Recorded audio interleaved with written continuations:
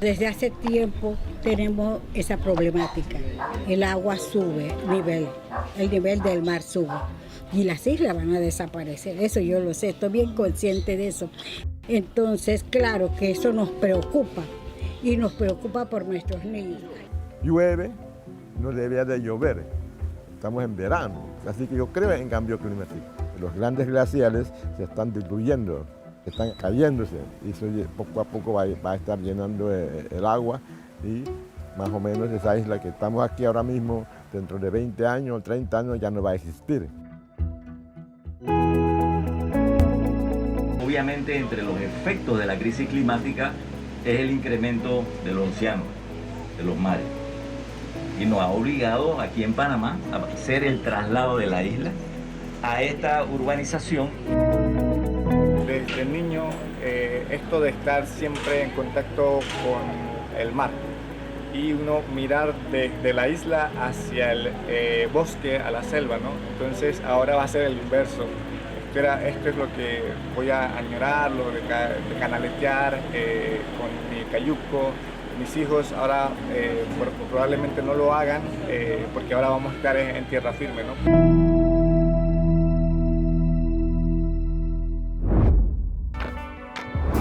Karti Sukdupu es una isla del tamaño de 5 canchas de fútbol en la que vivían 1.200 personas que pertenecían a distintas comunidades indígenas de Panamá. Es la primera de 365 pequeñas islas del archipiélago de la comarca de Guna Yala, en alerta por el riesgo de desaparecer fruto de la inundación.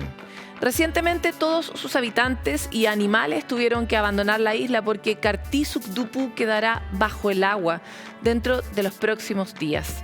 La crisis climática que está viviendo el mundo nos ha obligado aquí en Panamá a hacer el traslado de la isla a una nueva urbanización de alrededor de 300 casas, comentó el presidente de Panamá, Laurentino Cortizo. Son los primeros desplazados físicos por consecuencias directas del cambio climático en Centroamérica y que nos van dando cada vez más evidencia sobre un aumento progresivo del nivel del mar y sus consecuencias que está pronosticado en distintos puntos del planeta, por lo que este tipo de migración va a ser cada vez más recurrente. En el marco del Día de los Océanos, que es el 8 de junio, queremos compartir con ustedes estas historias que tienen que ser contadas y nos recuerdan la grave crisis medioambiental y social que estamos atravesando, los distintos impactos cruzados que tienen en el desarrollo de nuestras comunidades y cuánto estamos llamados a conservar y resguardar el planeta, los ecosistemas, para poder evitar todos estos impactos, no solo para la flora y la fauna marina, sino que también para los humanos y sus necesarias migraciones en el contexto del aumento del nivel del mar a nivel global.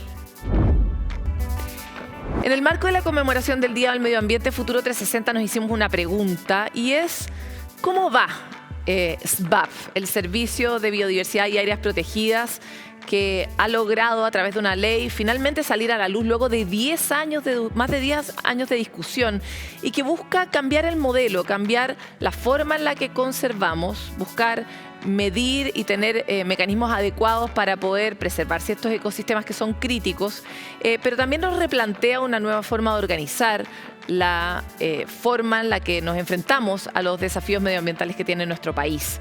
Aquí hay muchas voces, hay muchos impactos y por lo mismo Francisco Verdejo se metió en esta pregunta para saber cómo va y cuánto queda pendiente de esta ley tan importante para la naturaleza. Durante nuestra administración hemos alcanzado un récord de 33 nuevas áreas protegidas. En esto, el nuevo Servicio de Biodiversidad y Áreas Protegidas aumenta los recursos para hacer frente a la pérdida de especies y hábitats naturales y mejora la dotación del personal encargado de la custodia de las áreas. Fue el primer balance tras la aprobación e implementación del Servicio de Biodiversidad y Áreas Protegidas en Chile. Este es un proceso que va a tomar su tiempo. Es una institucionalidad que va a tener un desafío enorme de administrar más de 20% del territorio chileno, más de 40% del mar chileno, y además va a hacerse cargo de la biodiversidad y sus especies fuera de las áreas protegidas. El 13 de junio de 2023 fue aprobado en el Congreso y el 6 de septiembre del mismo año se publicó en el Diario Oficial. Desde esa fecha hay un plazo de 2 años para crear una serie de reglamentos. Los reglamentos lo que ayudan, ¿no es cierto?, es a darle a esa orgánica ciertos aspectos como laborales en el sentido de cuáles son los requisitos que van a tener que tener los funcionarios y luego los reglamentos que son más sustantivos que tienen que ver con las materias propias, por ejemplo, las categorías de protección que se crean con la ley 21.600. La ley tiene 22 remisiones reglamentarias, como lo son la creación, la regulación de un procedimiento administrativo para crear y administrar las áreas protegidas, también un reglamento para tratar las áreas protegidas privadas, otro respecto a la creación de los planes de manejo, entre una serie de otras materias. Es precisamente este aspecto el que genera una mayor controversia dentro del servicio. SBAP permite otorgar concesiones industriales dentro de áreas protegidas, siempre y cuando éstas estén acordes a los objetivos de conservación. Para ello se establecerán reglamentos y medidas de fiscalización. De allí las dudas en actividades comerciales, como por ejemplo la industria del salmón en el sur del país. Se establece la posibilidad de otorgar estas concesiones sectoriales, siempre y cuando cumplan o no infrinjan más bien los planes de manejo que se hayan establecido y además la prohibición de que se otorguen concesiones en áreas protegidas que no cuenten con un plan de manejo. Lo que se pretende regular por medio de un reglamento es la creación del plan de manejo que se requiere para el otorgamiento posterior de la concesión. Sin duda, si es un área protegida, tenemos que darle prioridad a eso. Yo creo que existen distintas áreas en nuestro país que están destinadas de cierto modo para la productividad y para fomentar la economía, y existen otras áreas que son muy vulnerables. El traspaso de áreas protegidas desde la CONAF hacia la SBAP, así como el movimiento de funcionarios, es otro de los grandes desafíos de este servicio. Este, según los plazos establecidos en la ley, deberá ocurrir 3 años desde el primer decreto que crea el servicio, emitido en marzo de 2024. Según las autoridades, SBAP podría aumentar hasta 500.000 la dotación de guardaparques. Sin embargo, la visión de las organizaciones es distinta. El traspaso va a ser recién en 3 años más y tenemos carencia importante ahora, en este minuto. O sea, dentro de CONAF somos el único departamento que no ha tenido incremento presupuestario en los últimos años. Patricia Ibáñez fue nombrada como directora y se ha avanzado en los trámites de constitución del servicio. Solicitamos una entrevista junto a la ministra de Medio Ambiente por la evaluación de la primera etapa. Sin embargo, no obtuvimos respuesta. La crisis medioambiental ya la estamos viviendo. O sea, el tema de los incendios forestales es un tema actual y obviamente si las áreas protegidas no cuentan con la estructura, equipamiento personal suficiente, corremos riesgo de incendios o de otras catástrofes que las puedan afectar. A inicios de este año comenzó la apertura de antecedentes, proceso en el que distintos actores de la sociedad ingresan sus observaciones para la creación de reglamentos de concesiones de biodiversidad. Debería generarse mayor difusión de parte del Ministerio. Estos son procesos también donde se tiene que valorar el conocimiento que tienen las comunidades locales, que tienen también los científicos, que muchas veces pueden no enterarse de que se abrieron estos procesos de recopilación de información. Luego se elaborarán anteproyectos de reglamentos, los cuales serán sometidos a consultas ciudadanas. Punto relevante, ya que la implementación del servicio será mediada por el Acuerdo de Escazú, el cual tiene como uno de sus puntos centrales la participación ciudadana. Este, al tratarse de materia ambiental, debe someterse a la normativa ambiental actual de nuestro país, en especial al Acuerdo de Escazú. En su proceso de implementación y en su funcionamiento como servicio, este debe someterse al principio de transparencia, participación y acceso a la justicia. Otros pasos restantes son la aprobación de los reglamentos por parte del Consejo de Ministros por la Sustentabilidad o, por ejemplo, la toma de razón por parte de la Contraloría ante los decretos con fuerza de ley que surjan para darle vida a este servicio, el que debería estar disponible de forma completa entre 2026 y 2027. En el marco del Día Mundial de la Libertad de Prensa, que organiza UNESCO a nivel global y que esta vez ocurrió aquí en Santiago de Chile, tuvimos la oportunidad de conversar con muchas personas que trabajan por el medio ambiente y por la libertad de expresión alrededor del planeta. Y hubo una conversación que a mí me cautivó. Y fue más bien el discurso que dio esta periodista que les voy a presentar a continuación sobre la relación que ya sabemos y la ciencia ha documentado, pero que una y otra vez necesitamos conocer entre el cuidado de la naturaleza, la protección efectiva de la naturaleza, la relevancia de los pueblos originarios y la necesidad de comunicar, en el fondo, lo que está ocurriendo con la crisis ambiental, social, la crisis de pérdida de biodiversidad y tanto más. Es por eso que hoy día quiero presentar a Andrea Ischchu, espero haberlo dicho bien, periodista, defensora ambiental. Muchas gracias por estar aquí en Futuro 360, Andrea. Muchas gracias a ti por este espacio. Quisiera partir conociendo un poco más de ti y saber, en el fondo, cómo llegaste a este punto en el que te reconoces como una defensora ambiental y que has usado tu rol como periodista como para poder amplificarlo. Bueno, para mí como mujer maya quiché, la responsabilidad de la palabra es parte de los sistemas también culturales con los que he crecido. Y desde muy pequeña empecé a ejercer la comunicación en mi pueblo, en la radio, en la televisión. Y luego además yo soy una generación millennial, a la que el desarrollo del Internet 1.0, los blogs, las redes sociales le dio la posibilidad de experimentar y de empezar a contar historias desde pues, mi contexto cultural y político, que era el pueblo quiché de Totonicapán. Y crecí muy cerca del bosque comunal de mi pueblo, muy cerca de un sistema colectivo de organización alrededor de la tierra y el agua, que esa es mi escuela política y de vida. Y entonces, pues la preocupación por la tala, la preocupación por los proyectos extractivos que estaban queriendo llegar a mi pueblo, la preocupación por ver los efectos de la crisis climática y el calentamiento global llegaron muy pronto. Entonces, pues por eso.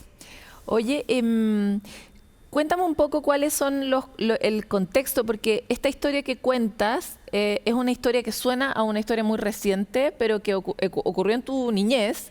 Y que por lo tanto como que la crisis ambiental o la crisis de naturaleza hubiera llegado antes a tu pueblo que a otros lugares. ¿Cómo viviste tú eso? Bueno, creo que es muy importante nombrarlo de esta manera. Los pueblos indígenas llevamos 500 años en crisis. Y para nosotros como pueblos, encontrar maneras de cuidar y sanarnos con la tierra es parte también de nuestros retos colectivos. Y cuando hablo justamente de los modelos de depredación de los territorios, pues a nosotros nos tocó ver cómo el incremento de la huella urbana se comía parte del bosque colectivo, cómo en pocos años nuestros ríos, que eran limpios, que yo crecí viendo limpios, se convirtieron en basureros, y cómo la mala gestión, digamos, de los bienes comunes, pues han deteriorado nuestras buenas condiciones de vida. Entonces yo pude verlo y testificar en mi infancia, en pocos años, cómo malas decisiones administrativas y políticas han llevado al deterioro de nuestra calidad de vida, han afectado las fuentes de agua, la contaminación de los suelos y el cambio en el uso de la tierra, el uso de los pesticidas, el cambio en los ciclos de la agricultura en mi pueblo y también las señales del territorio, ¿no? Y un poco compartía en la ponencia que para nosotros también la tierra, el cielo nos habla. Y nos han venido dando muestras de los cambios en los ciclos de la lluvia, de cómo han cambiado los ciclos de la agricultura, porque hay un montón de presiones respecto de la tierra que la contaminan, que la violentan y que tiene repercusiones en nuestra salud. Entonces, todo eso está interconectado. Y para los pueblos era parte de esta emergencia que tenemos ya mucho tiempo nombrando. Entonces, pues yo crecí siendo parte de una lucha larga y colectiva de pueblos indígenas y de muchas comunidades que hemos estado preocupadas porque no nos vemos separados de la tierra. Andrea, y ese territorio que tuviste degradarse de las distintas maneras que tú ya describiste, ¿logró recuperarse gracias al trabajo político y comunitario que tú hiciste en esas comunidades? Bueno, no es únicamente mi trabajo, digamos. No, estoy hablando del de todos de ustedes. Yo soy un hilito comunitario en ese tejido que somos el pueblo maya quiché de mi pueblo, pero claro que sí, o sea, es un trabajo colectivo porque año con año en mi pueblo somos miles de personas que hacemos servicio comunal, que hacemos faenas de reforestación, de cuidado de la tierra, de sensibilización en centros educativos y tratamos de mantener cohesión colectiva para que la responsabilidad sea compartida, porque el cuidado de la tierra, lamentablemente en este momento de la humanidad, está en muy pocas manos. Es un trabajo que se recarga, como se nos recargan a las mujeres tantas tareas, ¿no? Y entonces, pues para mí por eso es que es importante que se volteen a ver las formas colectivas de gestión de la vida de los pueblos indígenas, porque ahí aprendemos la responsabilidad común que necesita hacer el cuidado de la naturaleza. Andrea, la conversación entre pueblos indígenas y todo el resto de las formas de vida que existen en el planeta no está siendo una conversación fácil.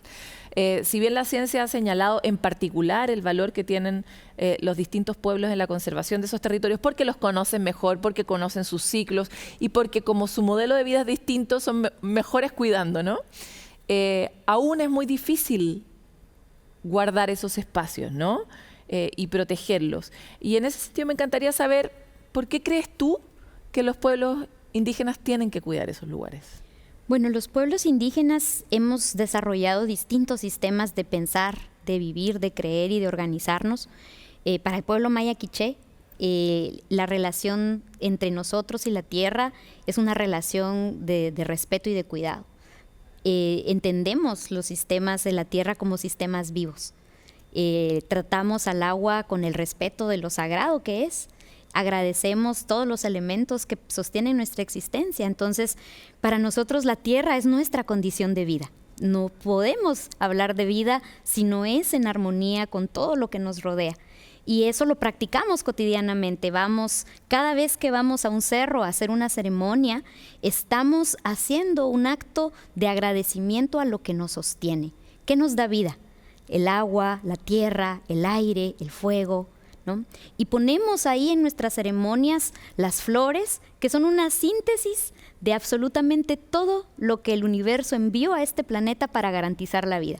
Entonces nosotros agradecemos al corazón de la tierra, al corazón del cielo, y podemos vernos en relación con la tierra. Y esa es una manera distinta de relacionarse con lo que te rodea a las relaciones de imposición de jerarquía que ponen ciertas vidas por encima de otras. Entendemos la vida tejida en red. Y entonces creo que eso es muy importante traerlo a la conversación colectiva, porque en este momento en que nuestros retos son planetarios, necesitamos aprender a gestionar la vida desde otros lugares y generar relaciones de reciprocidad entre las sociedades. Ningún pueblo va a poder solo remediar los efectos de la crisis climática, y por eso los pueblos indígenas hemos invitado a revisar esa separación humano-naturaleza y construir otras relaciones. Andrea, algo que es muy difícil en este tiempo es ver de qué manera se conecta esta conversación con otra conversación que a la luz de otros argumentos suena también razonable. Por ejemplo, buena parte de la humanidad vive bajo la línea de la pobreza. Particularmente el sur global, que es el que nos toca a nosotros, está en una ruta o en un intento de desarrollarse y crecer y cambiar este modelo que durante mucho tiempo ha sostenido nuestras economías, que son modelos principalmente extractivos. Sin embargo, para lograrlo, hay algo que tiene, o al menos eso es lo que plantea el sur global, hay un esfuerzo que tiene que hacer, para el que en el mismo discurso se necesita extraer otro poco más, emitir una cantidad de gases, etcétera, ¿no? Esa conversación la conoces de sobra. Entonces mi pregunta es, ¿cómo se conecta? ¿Cuál es la bisagra que conecta estas dos formas de mirar el problema que permita realmente un camino conjunto? Porque si no, todo lo que tú dices tiene todo el sentido del mundo, por supuesto, pero ante los desafíos, por ejemplo, de la extrema pobreza, también tiene todo el sentido del mundo buscar una salida. Puede que no lo tenga en el largo plazo, pero eventualmente lo tiene en el corto. Entonces, ¿cómo ves tú que se puede tejer ese camino común y cuál podría ser esa ruta intermedia? Bueno, creo que también es importante pensarnos la crisis climática no únicamente como el problema. La crisis climática es una consecuencia de modelos de desigualdad que tienen muchos años operando en nuestros territorios. Entonces, lamentablemente, el empobrecimiento de muchas comunidades es resultado de ese modelo extractivo, de acumulación de riqueza en pocas manos, de tierra en pocas manos, que ha generado violencia. Entonces, las soluciones no deben ser repetir lo que causó la enfermedad, ¿no? Y por eso, cuando pensamos y proponemos desde los pueblos el buscarnos nuevos referentes, el usar los conocimientos que tenemos, la ciencia que hoy se está produciendo para innovar y poder abrir nuestra mente a la imaginación política, económica, de tantas buenas mentes y buenos cerebros que hay, para pensarnos soluciones que estén basadas en nuestras necesidades concretas, porque a mí lo que me preocupa, por ejemplo, es que sigamos teniendo referentes lejanos a nosotros. Si cada persona en el mundo aspirara o viviera como un norteamericano promedio y su nivel de consumo, necesitamos 5 planetas Tierra para vivir. Entonces, ese es un modelo insostenible. Y por eso es que nombramos, volteen a ver a comunidades en donde lo que estamos buscando es vida digna de ser vivida. Y la vida digna de ser vivida es esa en donde tenés lo que necesitas para vivir, no tomás más. Y cumplimos y suplimos esas necesidades básicas. Entonces yo creo que eso es muy importante porque vivimos un modelo que en nombre del crecimiento y la acumulación genera mucho desperdicio, obsolencia programada y no estamos pensando en la generación de energías, bienes y necesidades que satisfagan y vean a largo plazo, sino que es la acumulación, el ahora, el consumo, la inmediatez, el desecho. Entonces, ¿cómo cambiamos esa cultura? Y a eso me dedico justamente desde las narrativas. Andrea, ¿tú tienes hijos? No, pero quiero tenerlos. Pero tienes niños cerca. Sobrinas, sobrinos, ahijadas, familia extendida. ¿Cómo invitas a esos nuevos seres vivos que están tan bombardeados por ejemplo, el modelo de vida de una persona que vive en Estados Unidos cotidianamente, a este otro mundo? ¿Cómo comienza ese cuento? Empieza regresando a la tierra. El animarnos a conocer nuestro territorio. No podemos cuidar lo que no conocemos. Y reconocer nuestro territorio, reconocer qué es lo que nos da vida, jugar, ¿no?, con otras personas, imaginar y resolver nuestros problemas comunitariamente. Algo que es valioso y que a mi pueblo le da sentido es que los vecinos, aún en medio de nuestras complejidades y diferencias, resolvemos nuestros conflictos y necesidades en colectivo. ¿Cómo estamos gestionando nuestra vida común? Eso creo que es una invitación a conectarnos con la tierra, a conectarnos con la comunidad que nos rodea, a organizarnos con otros. Como dicen las feministas, para iniciar un colectivo solo necesitas una amiga. Y entonces esa también es la invitación a la acción climática. Empezar a hablar de esas cosas que queremos, de plantearnos nuestros sueños y de organizarnos para lograrlos. ¿Qué es para ti lo que más conmueve o cautiva a un niño o a una niña? Soñar, imaginar, jugar. Cuando somos niños tenemos curiosidad y necesitamos hacerle sentido al mundo. ¿Cuáles son esas historias que te cuentan en tu infancia que te enseñan a relacionarte con el planeta, ¿no? Y entonces a mí mi abuelo me habló que el fuego me estaba enseñando que la tierra está viva, que tengo que escuchar al cielo, que tengo que aprender a entender las señales que me da la lluvia. Esa relación creo que es importante y ahí el llamado a los que queremos ser padres o tenemos niñas en la casa es ayudar a construir esas historias que creen nuevos sentidos del mundo. Te quiero agradecer mucho por esta conversación en Futuro 360. Gracias. Inspirador para creer que otro mundo es posible, que eventualmente podamos cambiar la manera en la que creemos que tenemos que crecer y desarrollarnos. Una mirada más y tan importante y tan urgente hoy en el medio de esta crisis. Vamos a una pausa y volvemos con más.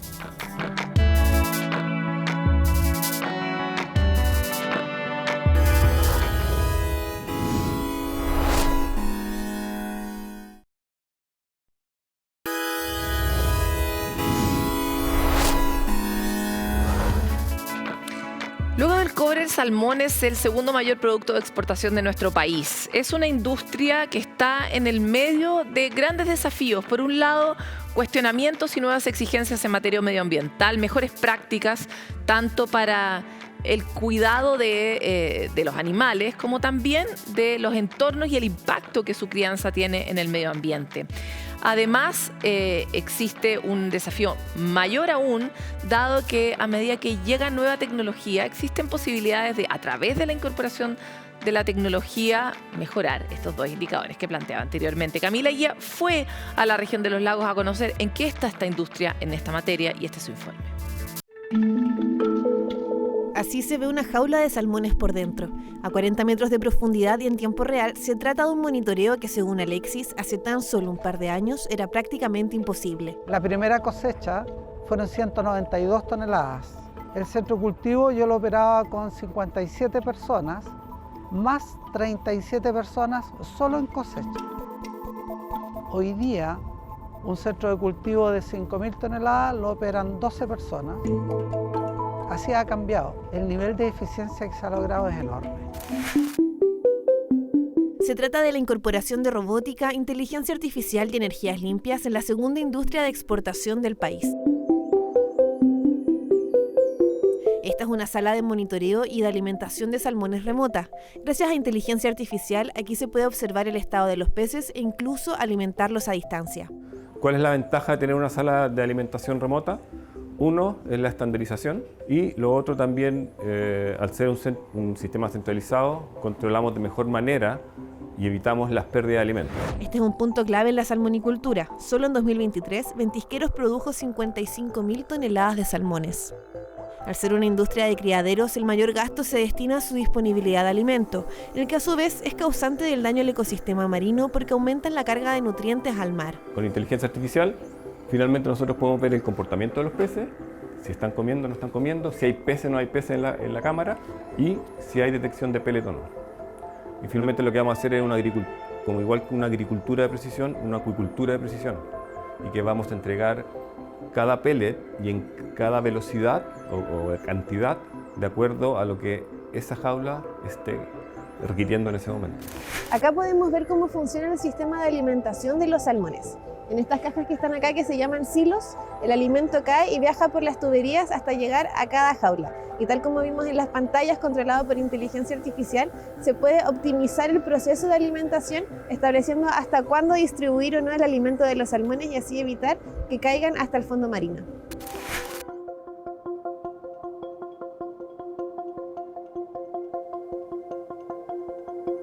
Es un punto del país en el que se avanza en conectividad con la construcción del puente del Canal del Chacao, pero que incorpora energías renovables en sus industrias. En el caso de la salmonicultura, los pontones ubicados sobre el mar se convierten en los puntos de operación para la faena y al mismo tiempo el hogar para los trabajadores. El 100% de los pontones a nivel nacional en la salmonicultura funcionan con petróleo. Nosotros hemos estimado que el consumo que va a dejar de ocuparse en un centro como ISAIT es de 180.000 litros menos. Esos son más de 420 toneladas de menores emisiones de CO2 al medio. Eso es el equivalente a, por ejemplo, dejar de hacer el equivalente a 27 viajes en avión a Miami. Estamos en el pontón ISAIT, esta estación que funciona 100% con energía renovable que llega a través de un cable que pasa por debajo de este pontón, atravesando la jaula que pueden ver a mi espalda y llega un poco más allá desde donde trae energía eólica que permite el funcionamiento de este centro de cultivo Ventisqueros. Una renovación energética que permite pasar de estas condiciones a motores más silenciosos.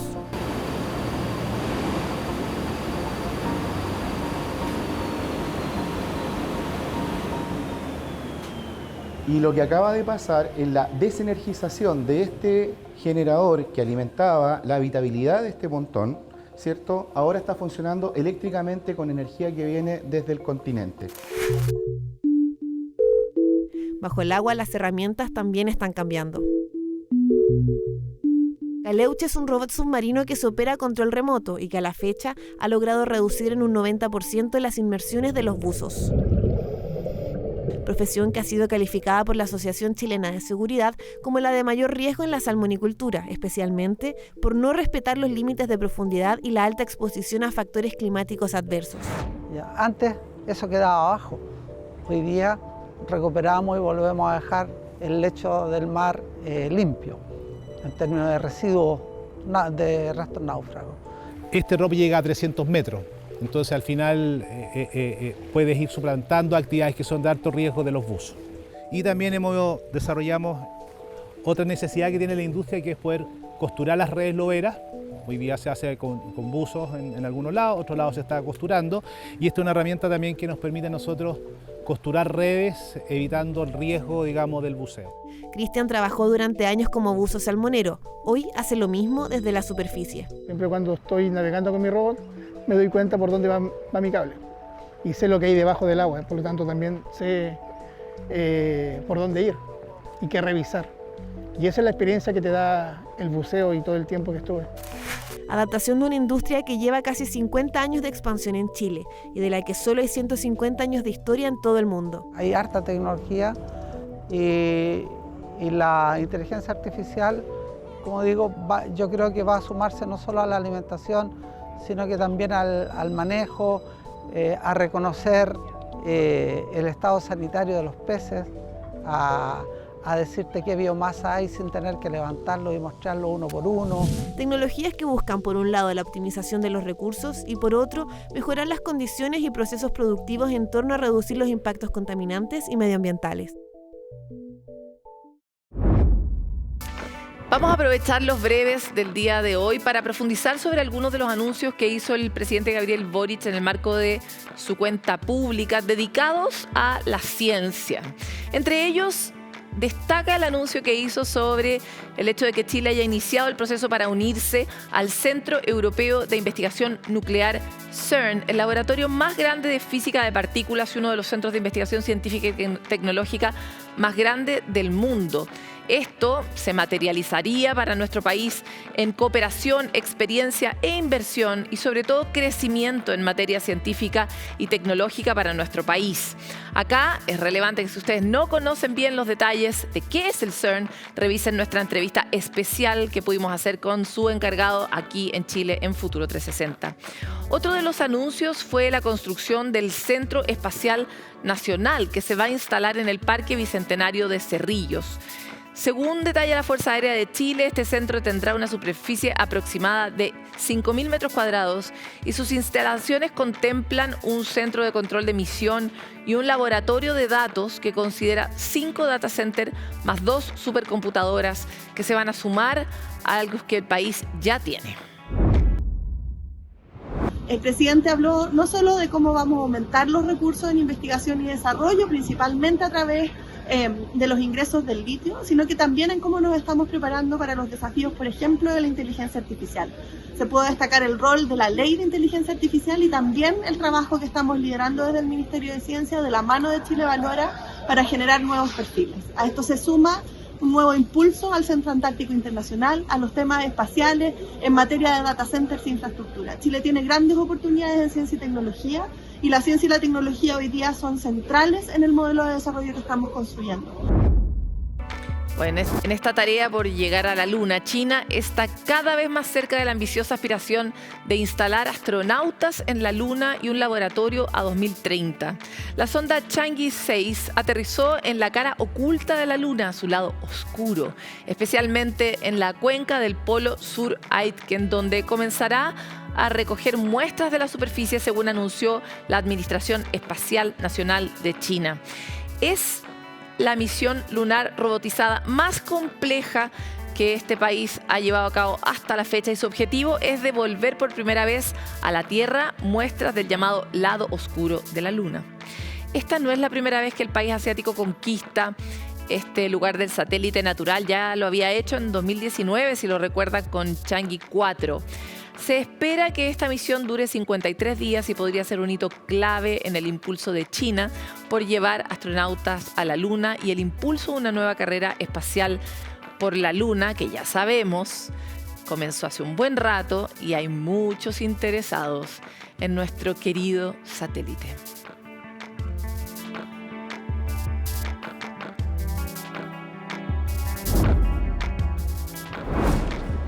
Y en el marco del Día Mundial de la Bicicleta, los Ministerios de Transporte, Obras Públicas y Turismo anunciaron la construcción de nuevas ciclovías interurbanas. Es una propuesta intersectorial que permitirá habilitar de forma inicial 43 kilómetros de infraestructura para ciclos en las regiones de O'Higgins, Coquimbo, Valparaíso y Ñuble. La iniciativa tiene un foco puesto en localidades que hoy tienen a la bicicleta como un modo regular de movilización, especialmente entre localidades menores con zonas urbanas más densas. Así, para esta primera etapa, se trabajará con un piloto que corresponde a la ruta Pichilemu-Cahuil, pasando por Punta Lobos con 12 kilómetros de extensión. Además, 31 kilómetros adicionales se sumarán en rutas de las regiones de Coquimbo, Valparaíso y Ñuble, cuyos proyectos están en una etapa de cierre. Un medio de transporte verde que ayuda además a mantener mejor nuestro cuerpo y que nos permite proteger el planeta, como decía, hacer ejercicios y disfrutar del tiempo y el paisaje en otra escala, ¿no? Nos vamos a una pausa en Futuro 360 y volvemos con más.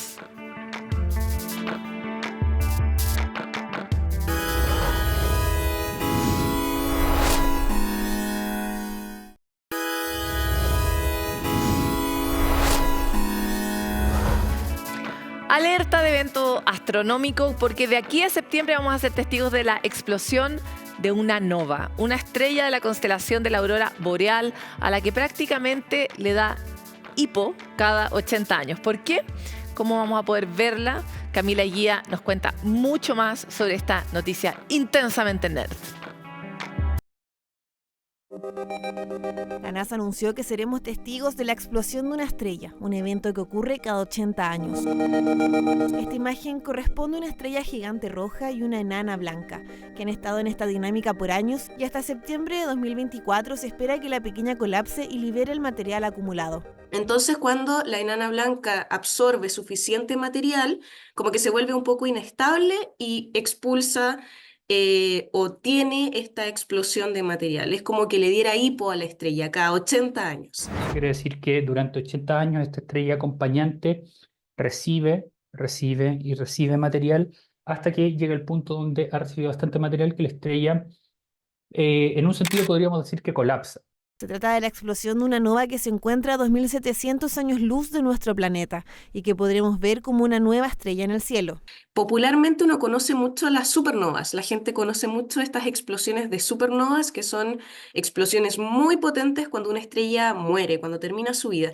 En cambio, la que estamos esperando ahora es una nova. Es una explosión que puede ocurrirle varias veces a una misma estrella. Y el último registro que se tenía era en 1946, que aparentemente explotó.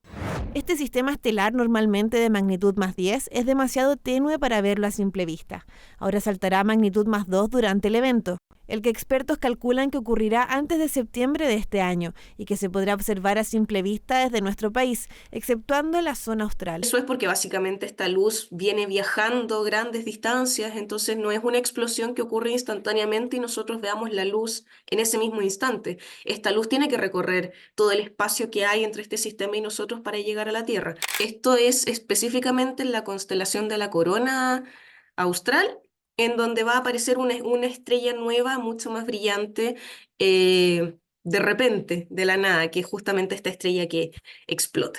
Que es una constelación que a nosotros acá en el hemisferio sur nos aparece bastante en el horizonte, así que ojalá estar en algún lugar donde no nos molesten tanto algún cerro, digamos que tengamos bastante despejado, para poder observarlo, y alcanza como una altura máxima tipo 11 de la noche, 12 de la noche. La comunidad científica se prepara para poder registrar el evento y recolectar la mayor cantidad de información. Hasta ahora se tiene registro de solo algunas explosiones recurrentes de este tipo de estrella. Ese tipo de estrellas se llaman novas recurrentes y hay conocimiento de algunas, o sea, 5 o 6 dentro de nuestra galaxia. Debe haber más, seguramente. Lo que pasa es que todavía no las hemos encontrado o son difíciles de observar. Que tenga estas explosiones de nova nos ayuda también a refinar un poco mejor las teorías de evolución estelar y de cómo es que la enana blanca recibe material de su compañera y cuáles son los procesos que ocurren internamente dentro de la estrella para generar estas explosiones. La magnitud de este evento es tal que también lo están esperando desde el astroturismo.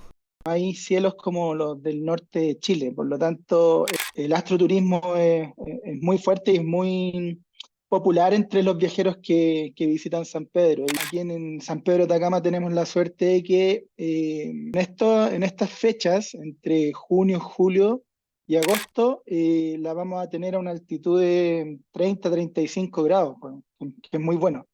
Y solamente hay que estar poniendo atención, a ver si es que ocurre pronto o no. De acuerdo a los registros, este evento se habría observado por primera vez en 1217. La última fue en 1947. Y ahora, casi 80 años después, podremos ser testigos de la explosión de una nova. Bueno, llega el momento de comentar todo lo que está ocurriendo en nuestro planeta y en el planeta digital de la mano de un experto, Alejandro Alaluf. Bienvenido nuevamente a Futuro 360. Muchas gracias, Paloma. ¿Cómo estás?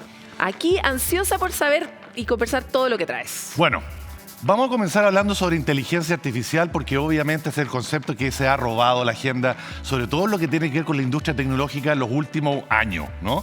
En ese sentido, todas las compañías de una u otra manera están integrando inteligencia artificial en sus productos, en sus servicios, en sus líneas de trabajo y de negocio, etc. Y de todas las que están presentando distintas plataformas, ya sea chats conversacionales, herramientas para mejorar la productividad, etc., obviamente tenemos a OpenAI, que está obviamente con su ChatGPT quizás al tope, en la cima de lo que son los distintos productos y servicios que están ofreciendo empresas de inteligencia artificial. Y después ya tenemos otras como Microsoft, que vamos a hablar a continuación de ella, pero también Google con su plataforma Gemini. Estamos hablando de las más populares. ¿Y qué pasó con Gemini? Bueno, durante el fin de semana resulta que la plataforma de Google entregó respuestas erradas, pero respuestas erradas que fueron un poquito caricaturescas, surrealistas en su haber. Estamos hablando, por ejemplo, de respuestas que decían que para mejorar la salud de una persona, la recomendación era comerse una roca diaria porque tiene muchos minerales. O, por ejemplo, cómo hacer que el queso se pegara mejor en una pizza agregándole un poquito de pegamento. Entonces, lógicamente, las respuestas se viralizaron. Fueron, por supuesto, tema de mofa durante todo el fin de semana en distintos foros. Y llegó a tal punto este error de entrega de una respuesta que la misma compañía, a través de su CEO, Sundar Pichai, tuvo que salir en una entrevista en video que le dio un medio norteamericano a reconocer no solamente el error, sino que también que el modelo que está ocupando Google en este minuto, que es Gemini 1.5, aún le falta para hacer exactamente algo que entregue una información realmente precisa. Y igual esto, ahí, por supuesto, Ale, es que, sí, perdona que te interrumpa, pero creo que es algo importante comprender la naturaleza de los modelos, porque hasta donde vamos comprendiendo, los modelos de lenguaje, los largos modelos de lenguaje de todas estas compañías, LLM, están dedicados a dar respuestas lógicas. Correcto. No necesariamente a dar respuestas verdaderas. Ahí hay un detalle que tú acabas de mencionar con respecto a la veracidad de una respuesta. Efectivamente, la respuesta sí debe ser de acuerdo a lo que ya está consensuado que es decir, 2 más 2 es 4 y no 5 ni 3,5. Entonces, por mucho que exista en la red alguna respuesta que diga eso, el modelo debiese ser lo suficientemente astuto para determinar que esa respuesta es una sátira, es una información errónea, es un chiste, etcétera, y no una información que vale la pena compartir con los usuarios. Aquí estamos en un impacto bien grave de cómo se ha desarrollado esta tecnología. Hago esta distinción porque con expertos de inteligencia artificial, cuando te explican como la matemática inversa, cómo se ha desarrollado esta tecnología, la tecnología ha hecho mucho énfasis en que a ti te suene como una conversación humana. Correcto. Y en eso son bastante perfectos. Pero eso no quiere decir que esa tecnología se esté alimentando de fuentes de datos que sean 100% verdaderas. Exacto. Y estos son errores graves, lo que tú acabas de comentar, pero los errores uno los puede encontrar sistemáticamente. Correcto. O sea, desde analízame cuántos países salen nombrados en este artículo, a veces están mal contados, hasta cuéntame un poco más sobre cuál es la trayectoria de Alejandro Alaluf. Yo he hecho esa prueba con otros amigos y compañeros y les salen carreras que no son las verdaderas. Correcto, o años que no cuadran, etc. Quiero hacer el énfasis respecto, porque mucha gente está usando GPT para muchos propósitos y GPT y otros, y los chats en general, Gemini, etcétera, no están enfocados en la verdad. Por lo tanto, no podemos los humanos confiar en eso y abandonar toda nuestra capacidad de pensar y de cuestionar lo que se nos dice, exactamente, ¿no? Sí, tú lo has dicho. En ese sentido, hay que subrayar que los modelos actuales de inteligencia artificial lo que más permiten es ayudar en otro tipo de menesteres, para mi gusto, que tienen que ver con temas de productividad, ¿no es cierto?, de búsqueda, de investigación, pero no de respuestas específicas. En ese sentido, todas las plataformas de inteligencia artificial dicen: las respuestas que puede dar esta plataforma puede que no sean verdaderas. Claro, es mejor pedirle el resumen de un libro que existe que pedirle un dato concreto sobre si es verdad o es mentira sobre la cantidad de grasa de un elemento, por ejemplo, para hacer una distinción respecto al tipo de información que uno puede requerir.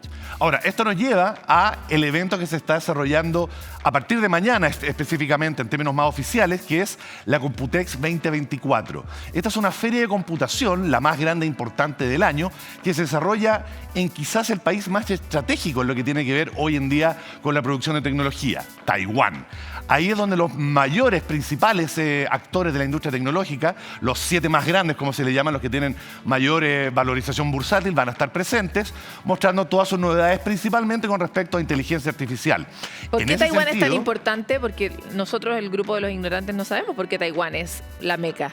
Taiwán es la más importante hoy en día porque es hoy la principal productora de chips, de microprocesadores, semiconductores para la industria tecnológica. Entonces, que es el verdadero como ladrillo necesario para poder articular la inteligencia artificial todo en lo el que futuro. hace Google, Microsoft, etcétera, a partir de lo que se fabrica en TSMC, que es la empresa, que es una especie como de Foxconn, que fabrica chips y procesadores para todo el resto de los fabricantes, es la única compañía que lo hace y está en Taiwán. Evidentemente se están abriendo y se están cursando formas para construir otras fábricas en Estados Unidos y en otros países, pero hoy es Taiwán el que la lleva en ese sentido. Entonces, tiene sentido que la Computex se haga ahí mismo. No sabemos bien por qué esos énfasis son así y también nos cuesta comprender lo relevantes que son los chips hoy día y por lo tanto los materiales para hacer los chips. Correcto. Y todo esto para habilitar lo que decimos que es el futuro, ¿no? Correcto. Y en ese sentido, por ejemplo, Nvidia, que hoy por hoy es una de las empresas que más está siendo valorizadas alrededor del mundo, incluso superando próximamente a Apple y solo debajo de Microsoft, hoy quizás es la empresa más hot, ¿no es cierto?, en la industria tecnológica, y ya anunció a partir de su CEO Jensen Huang, aquí vemos en pantalla, no solamente una nueva era de la generación de inteligencia artificial, sino que también un chip que ya está siendo laudeado como el más importante, el más poderoso y el más potente del mundo y que va a ver la luz el año 2026. En ese sentido, Blackwell, que es la actual arquitectura que presenta Nvidia para el resto de los fabricantes, y que es hoy la más poderosa del mundo, ya se va a ver obsoleta en solamente 1 a 1 año y medio más. Esa es la velocidad que está teniendo la industria tecnológica hoy en día. El resto de los fabricantes vamos a ver... Moore está despeinado con su propia ley, digamos. Claro. Porque ya la velocidad como que ni siquiera nos la habíamos imaginado. Exacto, estamos viendo que año tras año, a partir de ahora, vamos a ver novedades y nuevas generaciones de semiconductores y procesadores que van a permitir que la inteligencia artificial crezca aún más rápido de lo que ya estamos viendo actualmente. Vamos al que viene. Finalmente, una noticia un poco irónica de alguna manera, porque nada más y nada menos que Donald Trump es el nuevo integrante, el nuevo usuario de la polémica red social china TikTok. Durante el fin de semana, Donald Trump abrió una cuenta en TikTok tratando, como él mismo lo dijo, de acercarse con todas las herramientas posibles al público norteamericano y en solo 24 horas amasó 3,6 millones de usuarios. Una cifra prácticamente récord que, por supuesto, deja muy a la distancia a la misma cuenta que tiene el actual presidente norteamericano Joe Biden y Kamala Harris, que tienen menos de 350.000 usuarios. Esto da pie, digamos, para entender un poco el fanatismo que tiene las redes sociales por Donald Trump, que recordemos, el año 2020, mientras Donald Trump era parte de la presidencia norteamericana, también había querido bloquear a TikTok, cosa que no pudo por las cortes norteamericanas y que Joe Biden, 2-3 años después, sí lo logró hacer. Porque recordemos que TikTok en este minuto está en la mira del gobierno norteamericano en un ultimátum que llega a fin de año con la idea de que TikTok venda, o más bien su empresa padre, que es ByteDance, empresa china, venda la compañía para que pase a manos no chinas, sí, más bien norteamericanas, con todo el miedo que tiene Estados Unidos respecto a los datos que eventualmente se podrían filtrar de sus usuarios, de sus ciudadanos norteamericanos, para el uso del gobierno chino. Importante todo lo que planteas, porque detrás del desarrollo tecnológico hay también una batalla política y de control global. Y TikTok es interesante que sea una red que premia tanto a Donald Trump. Es coherente con el desarrollo de su propio algoritmo, que tiende a premiar mucho cualquier respuesta ultra emocional, que es algo que pasa con líderes populistas, como el caso de Donald Trump, así que no debería sorprendernos. No es un récord que tenga tanto mérito como lógica, más bien. Oye, Ale, siempre se nos va el tiempo, tenemos más tiempo y se nos va, tenemos más tiempo y se nos va, así que te tengo que despedir. No hay problema, nos vemos la próxima semana. Y a ustedes también. 3 temas centrales acabamos de hablar aquí hoy, y es comprender la nueva geopolítica del mundo, tanto en cuanto a los materiales que permiten habilitar el mundo del futuro, como son los chips, como las lógicas de construcción de la verdad que nos rige, como es el caso de Google que revisamos al inicio, y este caso del final, que es importante empezar a medir con nuevas varas y tener nuevas distinciones para evaluar cuándo una cosa es exitosa o cuándo es un verdadero fracaso para la sociedad completa. Sabemos el impacto que ha tenido TikTok en el desarrollo de la salud mental de los niños y adolescentes y también de los adultos, en exacerbar procesos de polarización que están ocurriendo en el mundo, no solo TikTok, sino también otras aplicaciones y las redes sociales en general. Y por lo mismo es nuestro deber empezar a entregar estas sales y pimientas para comprender esta exótica comida que nos está tocando a todos saborear, que es el nuevo mundo. Nos encontramos con todos ustedes a través de nuestras plataformas en Futuro 360 y siempre en un nuevo capítulo. Nos vemos.